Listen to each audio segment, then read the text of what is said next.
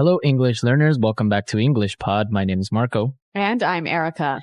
And today we're going to be taking you to the airport. That's right. We're going to listen as a man checks in at the airport and deals with his luggage.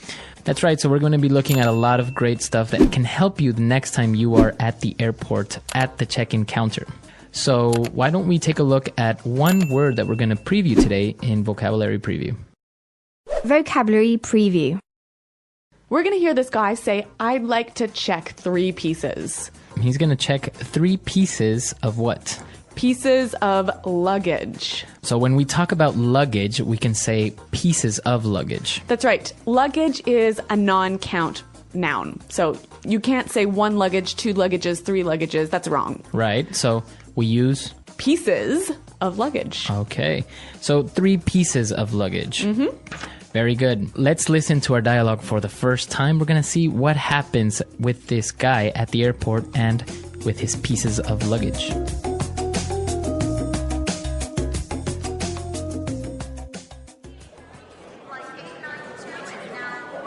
Next, please. Hello, sir. May I see your passport, please? Yes, here you go. Will you be checking any bags today? Yes, I'd like to check 3 pieces. I'm sorry, sir.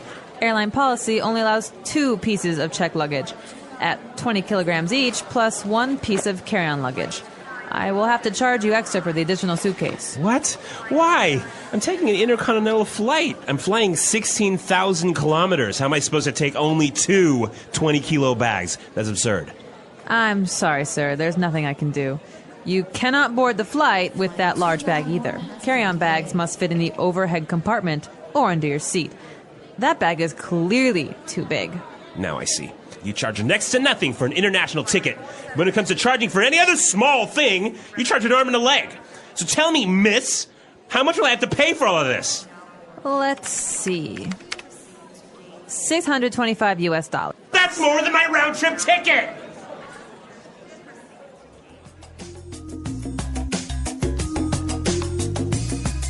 All right, well, that's a whole lot of money, isn't it? Well, I think it's a very common situation. I'm sure many of our listeners can relate to this situation. Overweight charges are pretty expensive. Very high. I know from personal experience. But that's not what we want to talk about now. We want to talk about some really useful vocabulary in Language Takeaway. Language Takeaway. All right, on Language Takeaway today, we have 5 words. So why don't we start with the first one? So the woman asked, will you be checking any bags today? Will you be checking any bags today? To check bags. Right, so the verb to check. It means to give your bags to the airline, to register them. Okay, so that's what happens with your luggage. You check them, so basically they become responsible for your bags. Right. It reminds me of checking into a hotel. Right, very similar. When you go to a hotel, you register at the hotel, you check in. In this case, you just check your luggage. You don't check in your luggage. Right. Okay, so check luggage. So he wanted to check 3 pieces of luggage, and he also had carry-on luggage. Carry-on luggage. Carry-on. So carry-on luggage, it's pretty simple. That's right, you carry it on yourself. Exactly, you carry it onto the plane. Now, Okay. we can talk about carry-on luggage, right? Mm-hmm. Or carry-on bag. Right. Or a carry-on suitcase. Mm-hmm. A very small suitcase that can fit under your seat. Exactly. All right, so carry-on luggage. Now, he was traveling on an intercontinental flight. Intercontinental. Intercontinental. We have 2 words there. Inter. Between. Between, right? And continental. So this sounds like continent. Okay, so he's traveling maybe from Asia to North America. Okay, intercontinental. He's trying to board this intercontinental flight. So to board a flight. Board a plane. Board a train. All right, so basically it means to get on. To get on. To get on a vehicle. Okay, so I can say board the ship. Board the car. No. No? No. But board the train. Board the train. Board the bus. All aboard. That's right. That's why in movies you see that somebody will yell all aboard. Yeah. In the train station, right? Exactly. All aboard. Okay, so board a vehicle. And our last phrase for today, overhead compartment. Overhead compartment. Overhead compartment. All right, let's break this phrase down. Overhead. So that's on top of your head, right? Exactly. Yeah. Above you. Yeah. And the compartment is a place where you can put something and store it. Mm-hmm. Kind of like a box. Right. Yeah. So you have an overhead compartment, that big box where you put your bags and your purse or whatever on an airplane. Mm-hmm. Very similar to, for example, an overhead projector. Right. So that's the machine that puts an image or a picture on a wall. Like sometimes you see them in meetings. Right. So because the image is over your head and it's Yep. big, it's called an overhead projector. Okay. So some great language. Why don't we hear it again in context by listening to the dialogue for the second time?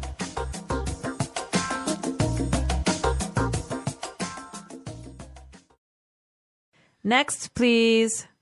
Hello, sir. May I see your passport, please? Yes, here you go. Will you be checking any bags today? Yes, I'd like to check 3 pieces. I'm sorry, sir. Airline policy allows only 2 pieces of checked luggage at 20 kilograms each, plus 1 piece of carry-on luggage. I will have to charge you extra for the additional suitcase. What? Why? I'm taking an intercontinental flight. I'm flying 16,000 kilometers. How am I supposed to take only 2 20-kilo bags? That's absurd. I'm sorry, sir. There's nothing I can do. You cannot board the flight with that large bag either. Carry-on bags must fit in the overhead compartment or under your seat. That bag is clearly too big. Now I see. You charge next to nothing for an international ticket. But when it comes to charging for any other small thing, you charge an arm and a leg. So tell me, miss, how much will I have to pay for all this? Let's see. $625 US. No, that's more than my round-trip ticket. All right, so I think it's a little bit more clear now. And with this, it's time for us to take a look at some great phrases in putting it together. Putting it together. So this guy was pretty angry about this airline policy, and he said, "How am I supposed to? How am I supposed to? How am I supposed to?" Okay, so before we get into explaining this, why don't we listen to a couple of examples so we can try and understand what it means? Example 1. How am I supposed to fit the dog in the car? There are 10 people in there already. Example 2. How is she supposed to get to work if her car's in the shop? Example 3. How are we supposed to know the answer to that? It's impossible. Okay, so I can understand that it means, how can I do this? Right.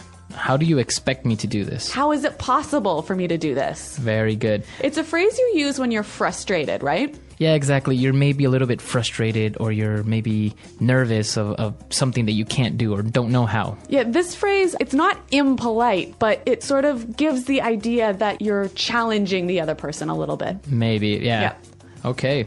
So a good phrase that you can use in different situations and you can try and mix it up with different verbs, right? Right. All right. Now let's take a look at our next phrase. I'm sorry, sir. There's nothing I can do. There's nothing I can do. There's nothing I can do. There's nothing I can do. So basically, the woman can't help the man, even though he's insisting and he's pushing that he wants another solution. Yep. Right? So finally, she says, I'm sorry, there's nothing I can do.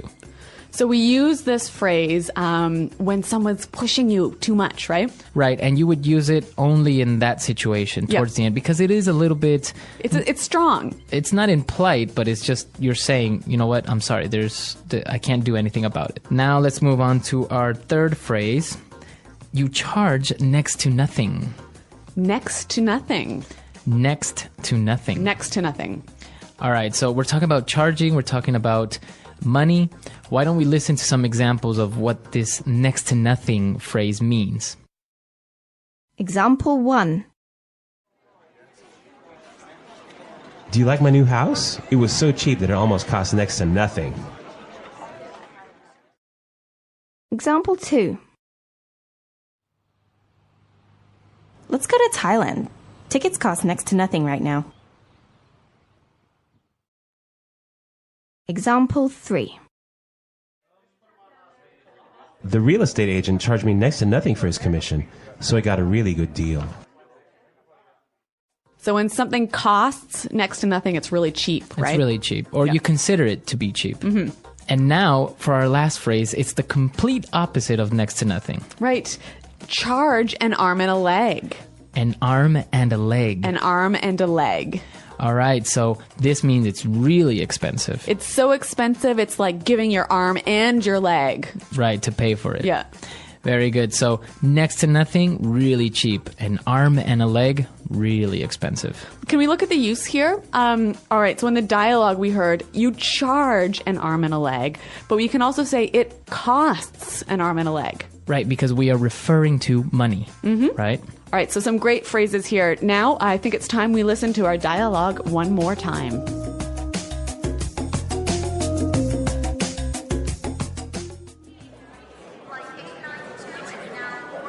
Next, please. Hello, sir. May I see your passport, please? Yes, here you go. Will you be checking any bags today? Yes, I'd like to check 3 pieces. I'm sorry, sir. Airline policy only allows 2 pieces of checked luggage at 20 kilograms each, plus 1 piece of carry-on luggage. I will have to charge you extra for the additional suitcase. What? Why? I'm taking an intercontinental flight. I'm flying 16,000 kilometers. How am I supposed to take only 2 20-kilo bags? That's absurd. I'm sorry, sir. There's nothing I can do. You cannot board the flight with that large bag either. Carry-on bags must fit in the overhead compartment or under your seat. That bag is clearly too big. Now I see. You charge next to nothing for an international ticket. When it comes to charging for any other small thing, you charge an arm and a leg. So tell me, miss, how much will I have to pay for all of this? Let's see.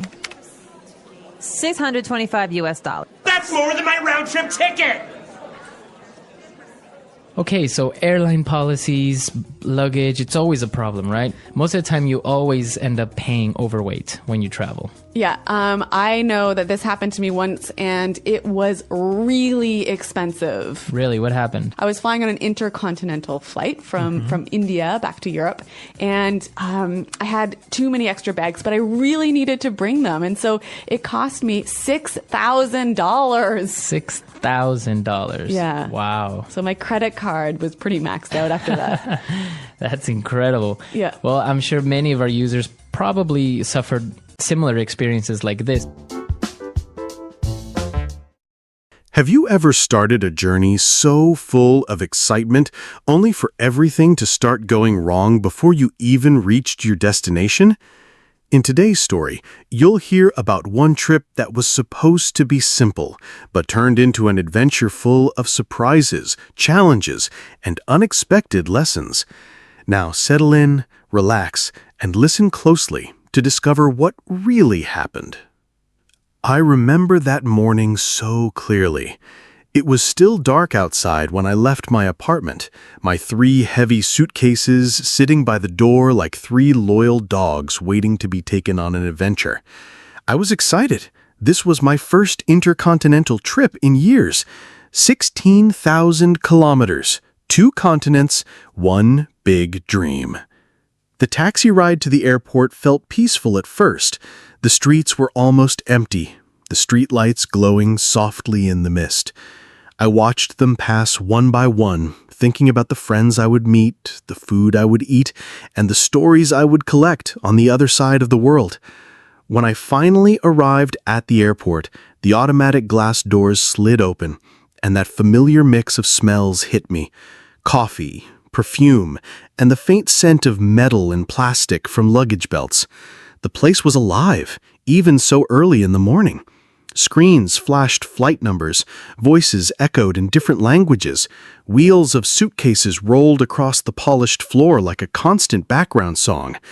I walked to the check-in counter, my boarding pass confirmation in one hand and my passport in the other.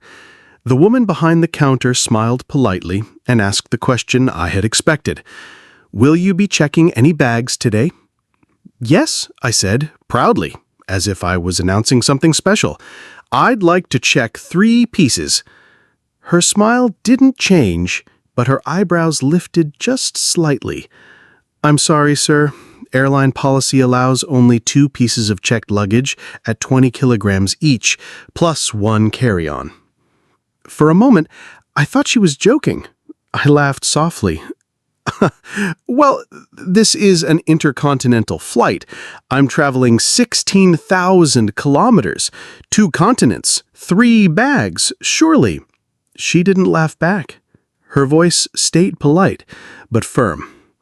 "I'll have to charge you extra for the additional suitcase." And just like that, the excitement I had carried with me all morning began to fade. I blinked at her, trying to process the words. Charge me extra? How much could 1 extra suitcase possibly cost? Maybe $50? $100 at most? I leaned forward slightly, lowering my voice as if we were sharing a secret. Okay, so how much are we talking about?" She tapped a few keys on her computer, her nails clicking against the keyboard like a metronome counting down to bad news. Then she looked up, her smile still perfectly professional. $625 US, sir." For a moment, I thought I had misheard her. I'm sorry, did you say 625? "Yes, sir." I stared at her, my mouth opening and closing like a fish pulled out of water. "That's more than my round-trip ticket!" My voice rose without my permission. I felt a couple of passengers in line behind me glance our way. She didn't flinch. She didn't argue. She just repeated calmly, "I understand it's a lot, sir, but that is the airline's policy." I ran a hand over my face and sighed. But how am I supposed to travel for a month with only 2 20-kilogram bags? I'm flying across the world. I need my clothes, my gifts, my life in these suitcases. Her eyes softened just a little, as if she'd heard this same speech many times before, but her voice remained the same, polite, distant, final. "I'm sorry, sir. There is nothing I can do." That sentence felt like a wall closing in front of me. No negotiation, no exceptions. I looked down at my 3 suitcases. They seemed to be mocking me now, sitting there like stubborn children who refused to be left behind. Somewhere in the terminal, a boarding announcement echoed through the speakers, reminding me that time was running out. I had to make a decision, and quickly. I glanced at the large digital clock above the check-in area. My flight was boarding in less than an hour. In my head, I began calculating the time it would take to get through security, find my gate, and maybe grab a coffee before boarding. That last part, the coffee, was starting to look like a lost dream. The woman at the counter waited patiently, her hands resting on the desk, as if she already knew the choice I would make. I didn't want to give her the satisfaction. I crouched down beside my bags and opened the largest one. A wave of embarrassment washed over me as I began pulling out my clothes in the middle of the busy terminal. People walked by, pretending not to stare, but I could feel their eyes flicking toward me. I tried to think logically. Okay, maybe I can move some of the heavier items into my carry-on.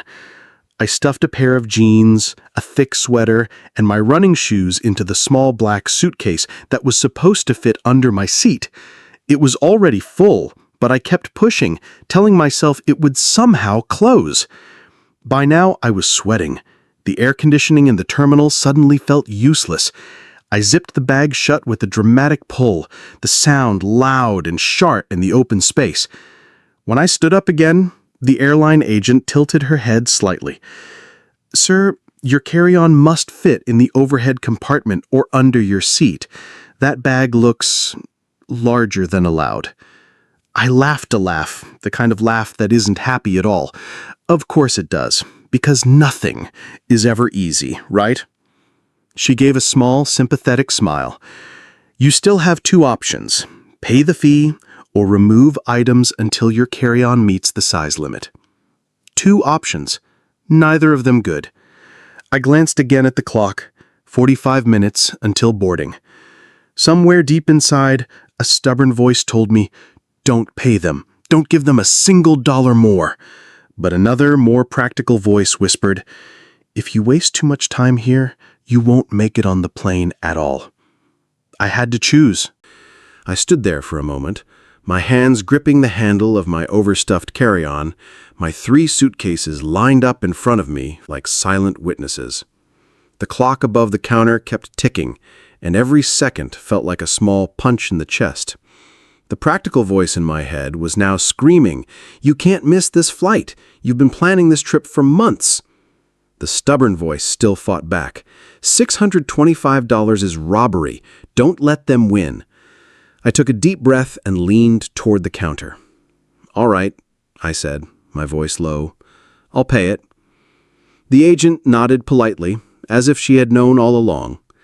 She tapped on her keyboard, printed a small receipt, and slid it across the counter toward me. I signed it, feeling each pen stroke like a surrender. As my credit card slid back into my wallet, the number 625 burned into my memory. That money could have paid for several nights in a hotel, a week's worth of meals, or even a short domestic flight. But instead, it had vanished into a policy I didn't agree with.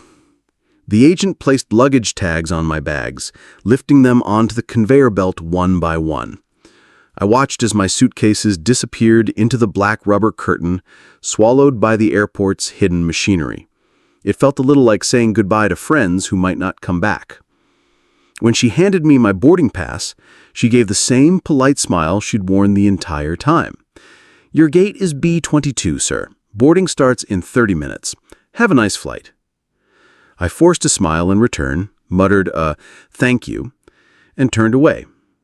My carry-on still felt heavier than it should, but now it wasn't just the weight of clothes and shoes, it was the weight of frustration.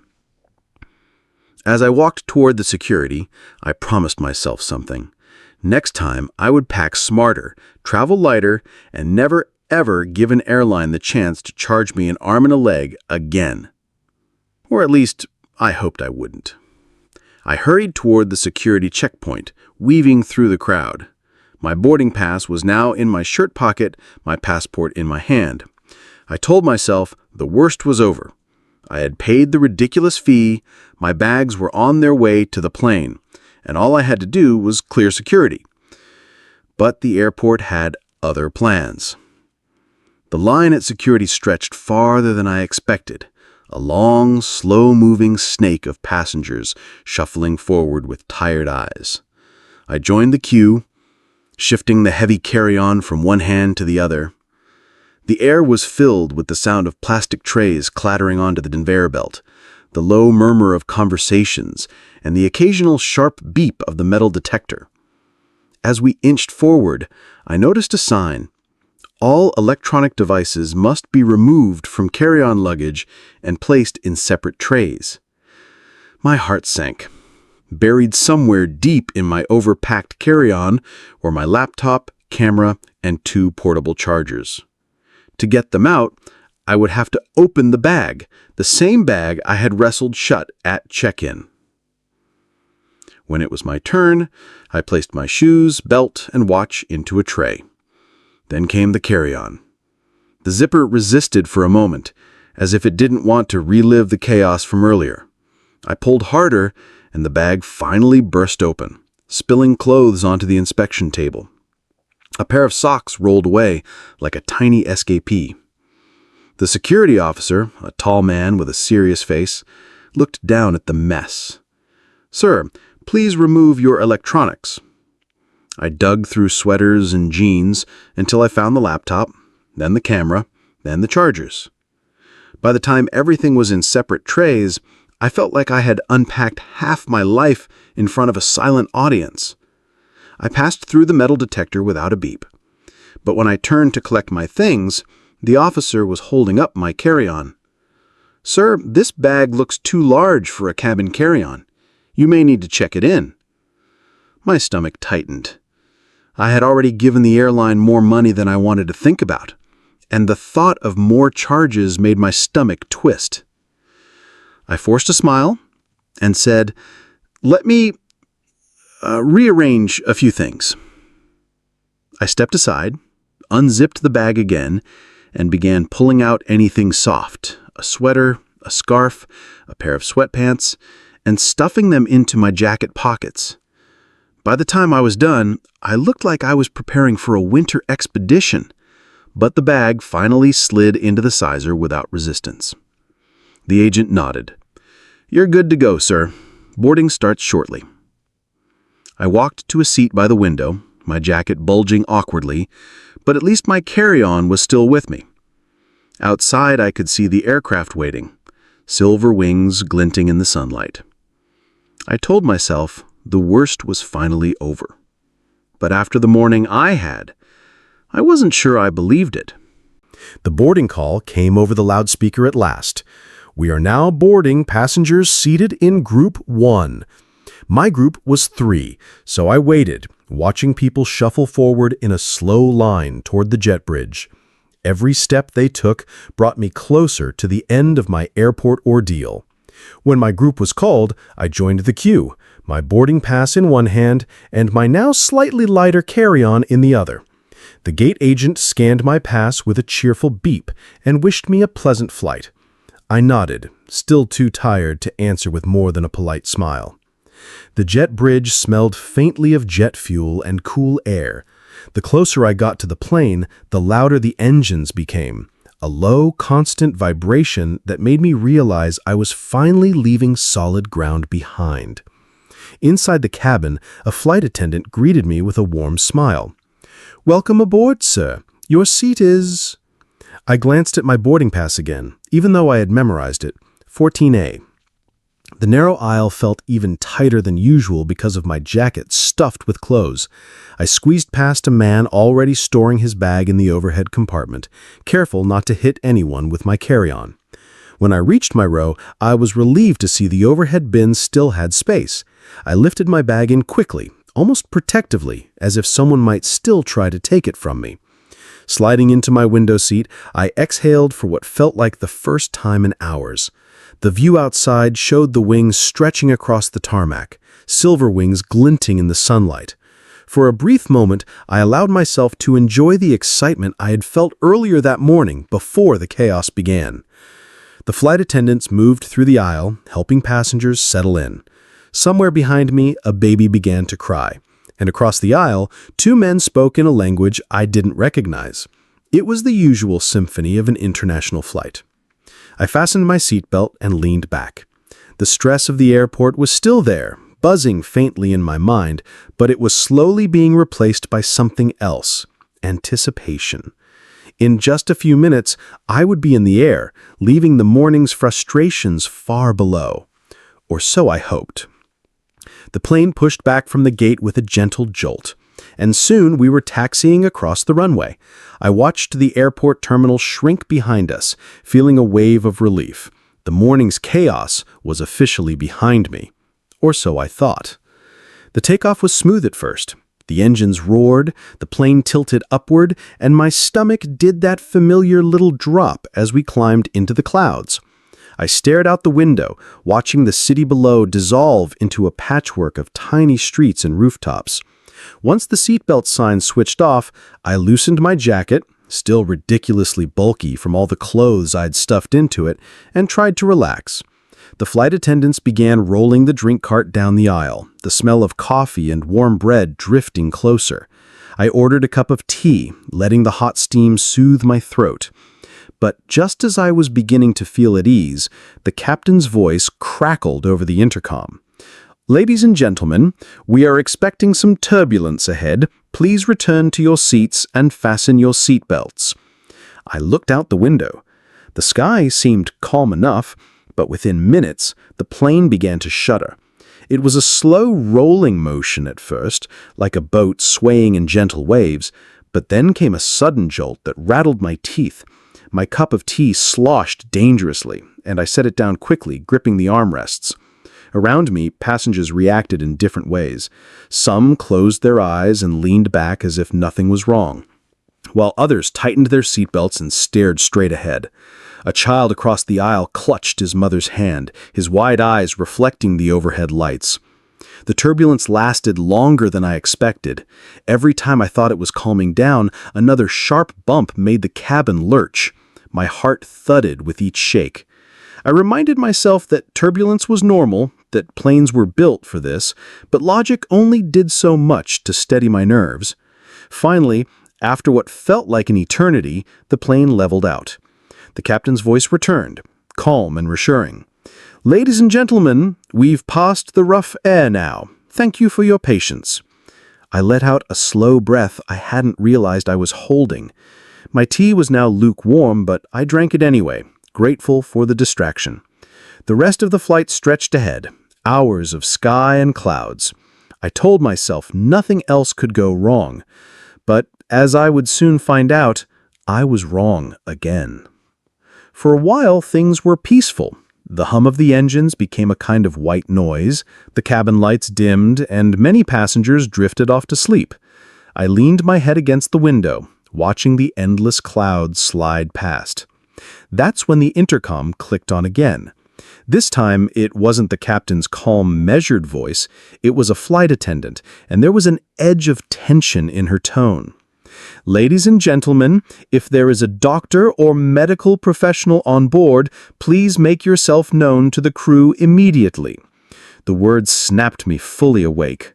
Around me, passengers stirred, some glancing up from their books, others pulling off their headphones. A man a few rows ahead stood quickly, raising his hand, and followed a flight attendant toward the back of the plane. I couldn't see much, but I caught glimpses between the seats, a small group of crew members huddled around a passenger who was slumped in his chair.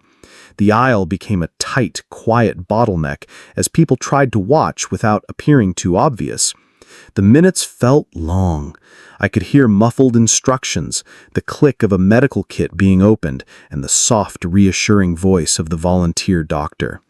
The air in the cabin seemed heavier now, the hum of the engines no longer comforting, but almost oppressive.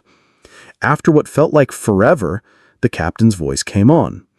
"Ladies and gentlemen, the passenger is stable and receiving care. We will be continuing our flight as planned. Thank you for your cooperation." A small wave of relief passed through the cabin, though the earlier sense of ease was gone. People whispered quietly to their seatmates. I leaned back again, my mind still replaying the scene. It was a sharp reminder that even high above the clouds, unexpected problems could find you. I closed my eyes, hoping the rest of the journey would pass without incident. My destination was getting closer with every minute, but I was beginning to feel that this trip would be remembered as much for the journey as for the place I was going. The rest of the flight passed in a blur. The medical scare seemed to drain the energy from the cabin. People spoke more quietly, moved more slowly. I spent most of the final hours staring out the window, watching the sky shift from deep blue to the pale gold of morning. Eventually, the captain's voice returned, calm and steady. "Ladies and gentlemen, we've begun our descent. Please make sure your seat belts are fastened and your seat backs are in the upright position." Below us, patches of land began to appear through the clouds. Green fields, winding rivers, and tiny buildings that looked like toys from this height. My heart gave a small jump. I was almost there. The plane tilted slightly as we lined up for the runway. The engines roared, then softened. The landing gear extended with a mechanical hum. I gripped the armrest as the ground rushed up toward us. The wheels touched down with a firm bump, followed by the rapid thump-thump of the tires on the runway. A soft cheer and scattered applause rose from somewhere in the cabin, the kind of relief only travelers know after a long, unpredictable journey. As we taxied to the gate, I looked around at my fellow passengers, some smiling, some already gathering their belongings, some still half asleep. For a brief moment, we were all connected by the same shared experience: the delays, the turbulence, the tension, and finally the relief of arrival. When the seatbelt sign switched off, I stood and reached for my carry-on in the overhead bin. It was there, safe and intact. My jacket, still stuffed with extra clothes, made me feel like I was carrying a personal cloud around my shoulders. Stepping off the plane, I felt the rush of new air, warmer and fresher than the recycled cabin atmosphere. The terminal here had its own smell, a mix of polished floors, coffee, and the faint scent of somewhere I didn't yet know. Despite the stress, the money spent, and the unexpected events, I smiled. Travel, I realized, is never just about the destination. It's also about the little battles, the surprises, and the stories you collect along the way. And this trip, I already knew, had given me a story I'd be telling for years. Listen to the meaning, then say the vocabulary word. A document showing the identity of someone when outside his country. Passport. Register bags with the airline and give them to be put on the plane. Check. Piece of luggage. 1 bag. Piece. The bags that one can carry on to the plane. Carry on luggage. Between continents. Intercontinental. Get on the plane. Board. Very cheap, inexpensive. Next to nothing. Phrase used to indicate that something is very expensive. An arm and a leg. A device that senses the presence of metal. Metal detector. A pass that authorizes passengers to get on an airplane. Boarding pass. An instrument or machine for weighing. Scale. A short stop or break in a journey usually imposed by scheduling requirements. Layover. A trip from one place to another and back, usually over the same route. Round trip. Let's try that faster. The bags that one can carry on to the plane. Carry on luggage. A document showing the identity of someone when outside his country. Passport. Register bags with the airline and give them to be put on the plane. Check. Between continents. Intercontinental. An instrument or machine for weighing. Scale. A device that senses the presence of metal. Metal detector. Piece of luggage. 1 bag. Piece. A short stop or break in a journey usually imposed by scheduling requirements. Layover. A pass that authorizes passengers to get on an airplane. Boarding pass. Very cheap, inexpensive. Next to nothing. A trip from one place to another and back, usually over the same route. Round trip. Phrase used to indicate that something is very expensive. An arm and a leg. Get on the plane. Board. Now say the word and hear it in a sentence.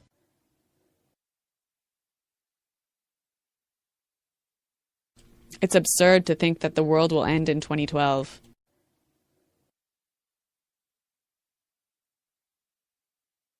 He made one of the most absurd comments I've ever heard.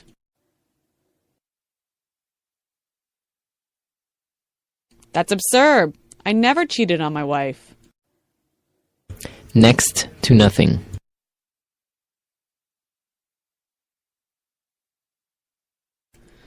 Do you like my new house? It was so cheap. It cost next to nothing. Next to nothing. Let's go to Thailand. Tickets cost next to nothing right now. Next to nothing.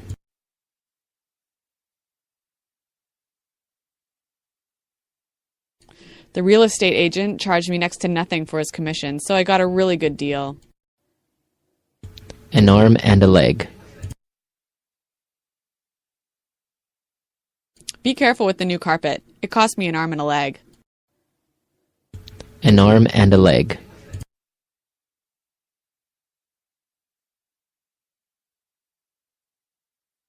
Can you believe how expensive homes are in New York? It'll cost you an arm and a leg to buy a small house. An arm and a leg.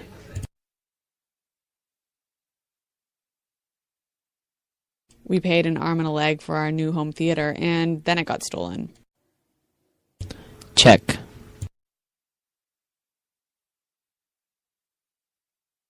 Frank was at the airport 3 hours before his flight because he had to check a lot of luggage.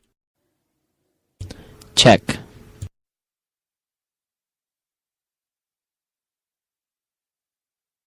Excuse me, is this the counter where I can check oversized luggage? Check.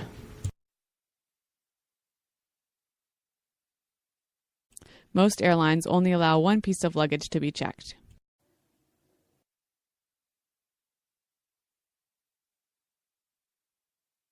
How am I supposed to fit the dog in the car? There are 10 people in there already.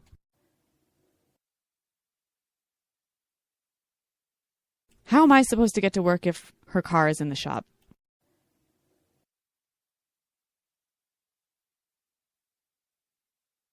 How are we supposed to know the answer to that? It's impossible. Have you ever wondered how some people travel through airports so smoothly, while others seem lost at every step? What if you could move confidently from check-in to arrival, using the right English words at the right time? Imagine you walk into a busy terminal with your bags. You need to show your passport, check luggage, get a boarding pass, and pass through security. Knowing the right words and short sentences helps you move quickly and speak confidently in real situations. First, the place where you start is called the check-in counter or self-service kiosk. At the counter, an airline agent often asks for your passport and your booking reference or confirmation number. You may hear, "May I see your passport, please?" Or "Can I have your booking reference?" Practice these short lines. "Here is my passport, and my booking reference is AB 1234. The agent will ask if you have any checked luggage. Checked luggage is the suitcase you give to the airline to put in the plane's cargo hold. You can say, "I'd like to check 2 bags," or "I have 1 piece of checked luggage." A common word learners need is carry-on or carry-on luggage. This is the small bag you take with you on the plane and put in the overhead compartment or under your seat. You might say, "I have 1 carry-on bag," or "Will this fit in the overhead compartment?" If the bag is too big, the agent may say, "Carry-on bags must fit in the overhead compartment or under your seat." Airlines have rules called baggage allowance. This means the number of bags and the weight you can bring without paying extra. For example, many airlines allow 2 pieces of checked luggage at 20 kilograms each. If you have more than the allowance, you will pay an excess baggage fee or an overweight charge. Useful questions are, what is my baggage allowance? And is there a fee for extra bags? Example answers you might hear. Your allowance is 2 checked bags and 1 carry-on. Or there's an extra fee for the 3rd bag. When the agent weighs your bag, they use a scale. You may hear your bag is 25 kilograms, and you can respond, "Oh, that is overweight. Can I move some items to my carry-on?" Or "Can I pay the extra fee here?" Good phrases to use. Can you reweigh it after I transfer some items? And is there a cheaper option than paying the fee? If the agent says the extra fee is high, a simple polite complaint can be, "That seems expensive. Is there any way to reduce the charge?" Remember to be calm and clear. After you check your bags, the agent will attach a baggage tag to each suitcase and give you a baggage receipt or claim tag. Keep the claim tag. This helps you find your bag at the baggage carousel after you land. You can say, "Can I have a baggage receipt, please?" Or, "Where's the carousel for flight AB 123? If your bag is lost or delayed, use the phrase, "My luggage did not arrive." How do I report lost luggage? The desk for this is usually the lost and found or the airline's baggage office. Other important words at check-in are boarding pass and seat assignment. The agent gives you a boarding pass that shows your gate number, boarding time, and seat. Say, "What is my gate?" or "When does boarding begin?" If the gate changes, the agent might say, "Your gate has changed to gate 12.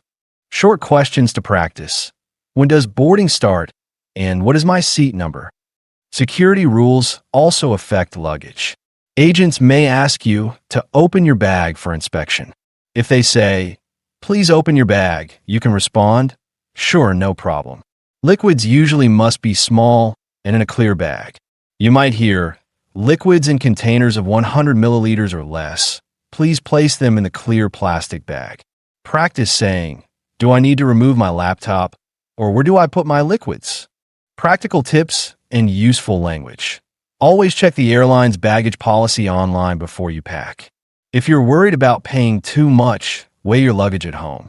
Put valuables, medication, and important documents in your carry-on, not in checked luggage. Keep a small phrase ready. "I prefer to keep this in my carry-on." If you travel with other people, you can ask, "Can we share the baggage allowance?" or "Can I combine items into one checked bag?" Finally, learn short, polite phrases for problems.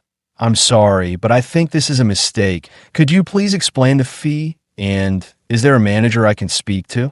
These lines help you stay polite and get clear help.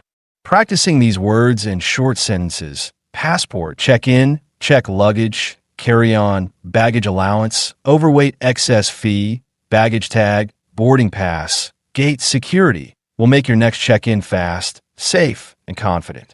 After finishing the check-in process, the next step in the airport journey is going through security.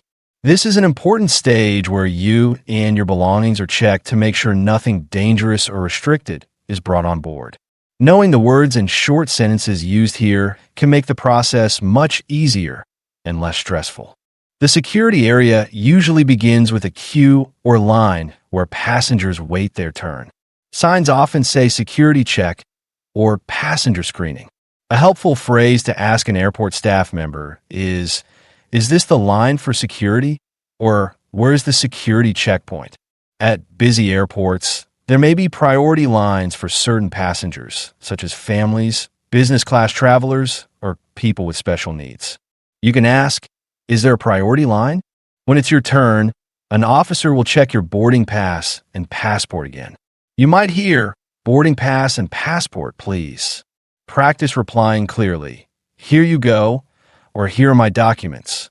Then, you'll be asked to place your belongings in security trays or bins. This includes your carry-on luggage, laptop, coat, belt, and sometimes shoes. A useful question to remember is, do I need to take off my shoes? Or do I need to remove my jacket? Most airports require you to remove your laptop and other large electronics from your bag. An officer might say, "Please take out your laptop and place it in a separate tray." Practice answering, "Sure, here it is." Liquids must be in containers of 100 milliliters or less, placed in a clear plastic bag. You could ask, "Where should I put my liquids?" Or "Are water bottles allowed?" When you pass through the metal detector or body scanner, listen carefully to the officer's instructions. They may say, "Please step forward, raise your arms," or "Step to the side for further screening." If the alarm sounds, you might hear, "Please empty your pockets," or "We need to do a pat-down search." Stay calm and answer politely with, "Okay, I understand."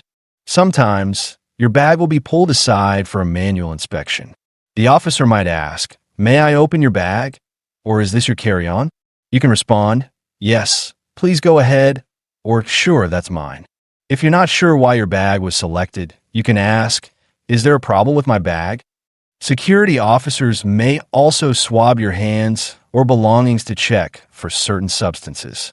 They might say, "This is just a routine check," or "Please hold still." It's important to follow all instructions without rushing, as this helps the process move faster.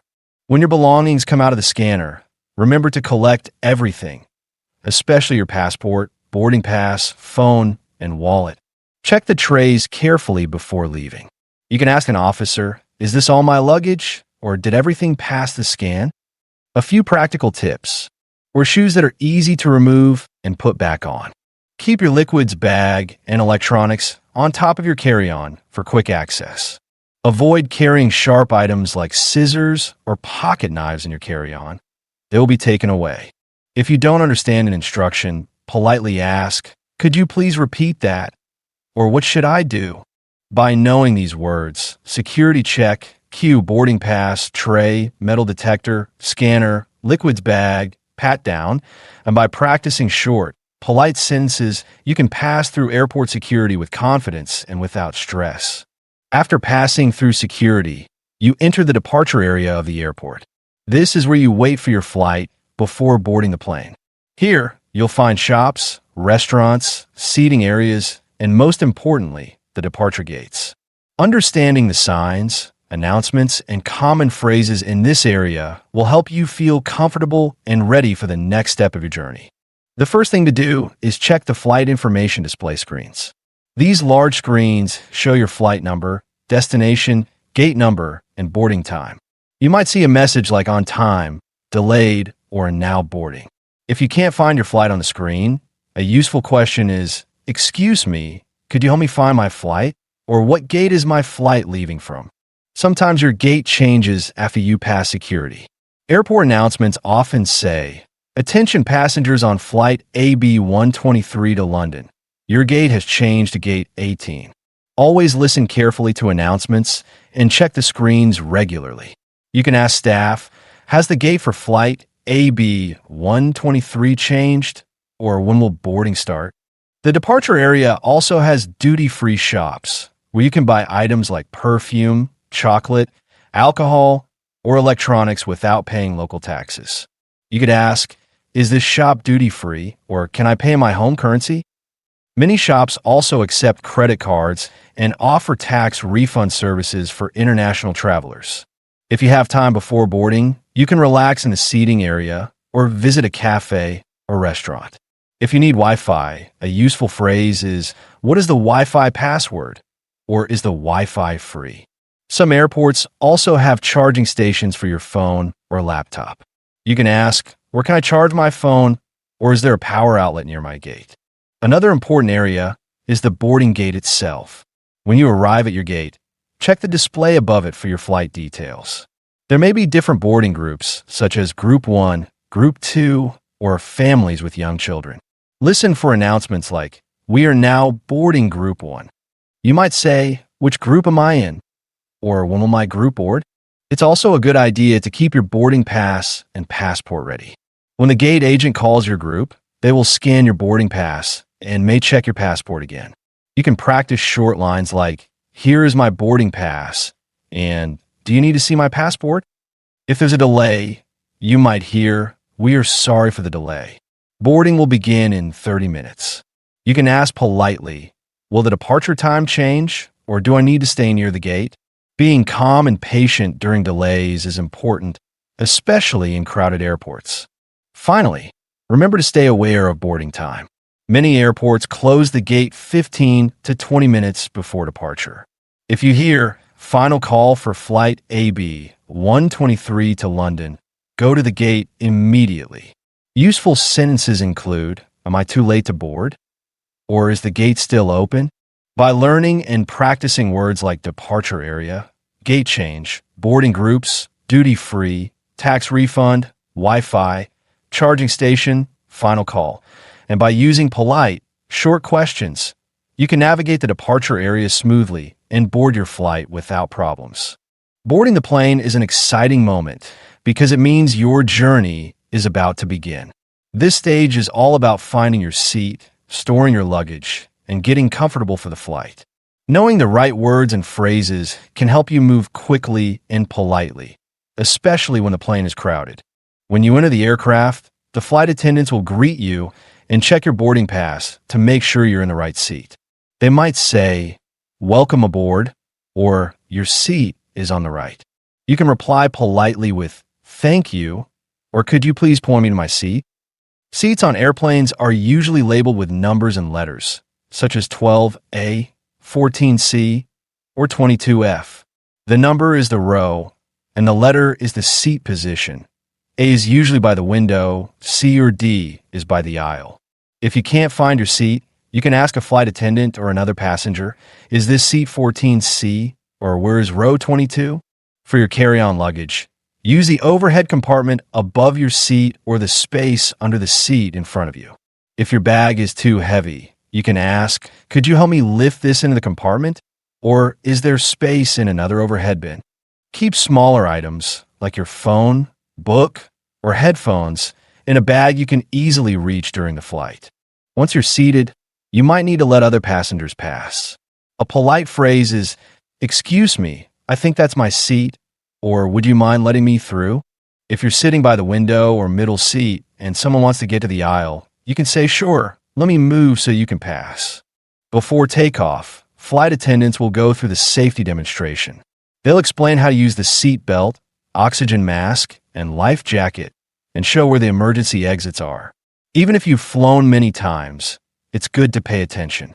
You might hear instructions like, "Please fasten your seat belt, switch off electronic devices, or put your seat in the upright position."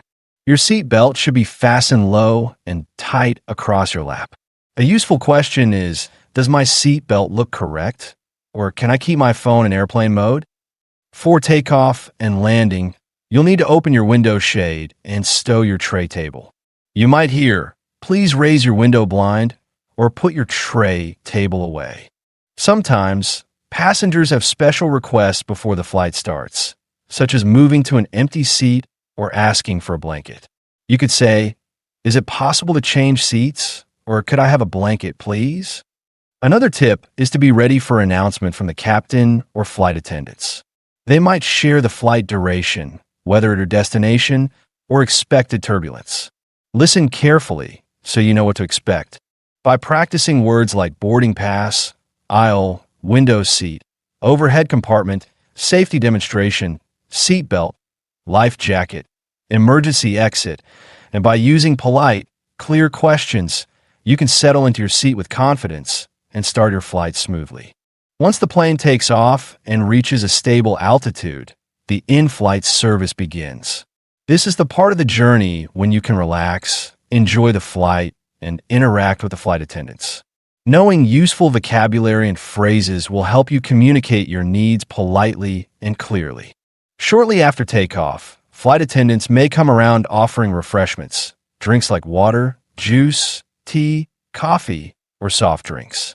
They might ask, "Would you like something to drink?" You can answer simply, "Yes, water please," or "I'd like orange juice, please." If you don't want anything, just say, "No, thank you." On longer flights, you may also get a meal service. The flight attendant will often tell you the options, such as, "We have chicken with rice or pasta with vegetables." If you didn't hear clearly, you can ask, "Could you repeat the options, please?" Or "What is in the chicken dish?" If you have dietary needs, a good phrase is, "I ordered a vegetarian meal," or "Does this contain nuts?" During the flight, you can ask for extra items like a blanket, pillow, or headphones. Useful requests include, "Could I have a blanket, please?" or "Do you have headphones available?" If your seat feels cold, you might say, "Could you turn down the air above my seat?" or "Is it possible to make it warmer here?" Many flights offer entertainment systems with movies, music, or games. You can ask, "How do I use the screen?" or "Is there a way to change the language to English?" This is a great chance for English learners to practice listening skills by watching movies or shows in English with subtitles. If you need to move around, remember to follow safety rules. The seatbelt sign will light up when it's not safe to stand. If it's off, you can go to the restroom. To find it, you can ask, "Where is the nearest restroom?" or "Is the restroom available now?" In a busy flight, you might have to wait your turn, so a polite "I'll wait here" is useful. On some flights, you might experience turbulence, which is when the plane shakes a little. The captain or flight attendants will usually announce, "Please return to your seat and fasten your seatbelt." Stay calm and follow the instructions. You can ask, "How long will it last?" if you're feeling nervous. If you need something during the flight, there's usually a call button above your seat. Press it, and a flight attendant will come help you. You can say, "Excuse me, could I have some water?" Or, "My screen isn't working. Could you help me?" By using words like refreshments, meal service, entertainment system, call button, turbulence, restroom, and seatbelt sign, and by practicing polite requests, you can make your in-flight experience smoother, more comfortable, and more enjoyable while also improving your English naturally. As the flight nears its end, the landing process begins. This is an important stage because there are several instructions to follow, and understanding them will make everything smoother. About 30 minutes before arrival, the captain usually announces the weather, local time, and temperature at your destination. You might hear, "We will be landing shortly. Please fasten your seatbelt and prepare for arrival." The flight attendants will walk through the cabin to check that everyone is ready. You'll be asked to return your seat to the upright position, stow your tray table, and open your window shade. A common phrase you might hear is, "Please place your seat back in the upright position." If you need help, you can say, "Could you show me how to adjust my seat?" If you have personal items in the overhead compartment, it's better to leave them there until the plane has fully stopped. During landing, you should keep your seatbelt fastened low and tight across your lap. The announcement might be, "Please remain seated with your seatbelt fastened until the seatbelt sign has been turned off." When the plane touches down, you may feel a sudden bump and hear the sound of the brakes. This is normal. Sometimes, there will be a short wait before the plane reaches the gate. Use this time to gather your belongings under the seat, but avoid standing until it is safe. Once the plane has parked and the seatbelt sign turns off, passengers begin to collect their carry-on bags. A useful phrase is, "Excuse me, may I pass?" if you need to get out of your row. Be patient, as everyone will be trying to leave at the same time. After exiting the aircraft, follow the signs for immigration or passport control if you're entering another country. Here, an immigration officer will check your passport, visa, if needed, and sometimes ask questions about your trip. Common questions include, what is the purpose of your visit? How long will you stay? And where will you be staying? You can answer clearly, "I am here for tourism for 2 weeks," or "I am visiting family in New York." Once you pass immigration, you'll go to the baggage claim area to collect your checked luggage. Look for a screen that shows your flight number and the carousel where your bags will arrive. If you can't find your bag, you can ask, "Excuse me, where can I find the baggage claim for flight AB-123? Or my bag hasn't arrived. What should I do?" The final step before leaving the airport is usually customs. Depending on the country, you may walk through a green channel, nothing to declare, or a red channel, goods to declare. If you're not sure, you can ask, "Which channel should I use? Or do I need to declare this item?" By knowing words like upright position, tray table, window shade, overhead compartment, immigration, baggage claim, carousel, and customs, and by practicing clear, short answers, you can make the landing and arrival process stress-free and confident. After you have passed through customs, your journey continues into the arrival hall of the airport. This is where you will find signs for transportation, such as taxis, buses, trains, or car rental services.